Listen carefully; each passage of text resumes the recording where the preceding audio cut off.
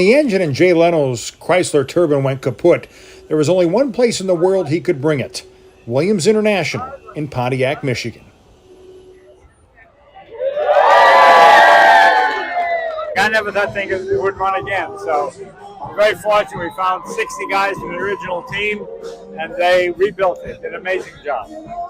I wasn't sure we should do it until I remembered that my father was the guy that designed and developed the engine for this car.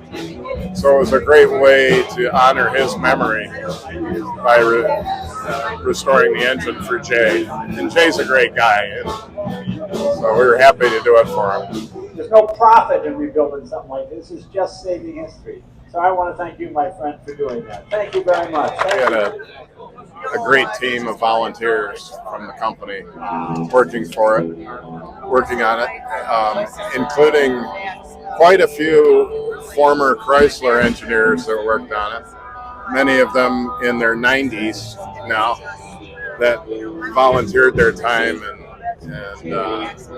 it's amazing the memory that they had of how the thing went together.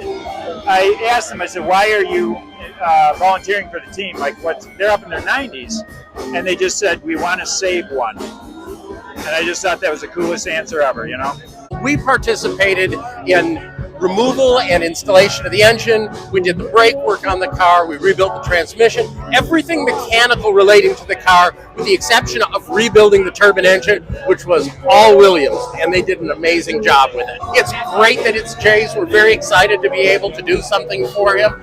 But the preservation of these vehicles is also equally important to us. We spend every day of our lives out here working on these special cars. It took 3 years and 145 men to save one of only 9 remaining Chrysler turbines, a modern engineering feat that left Jay feeling like a kid again.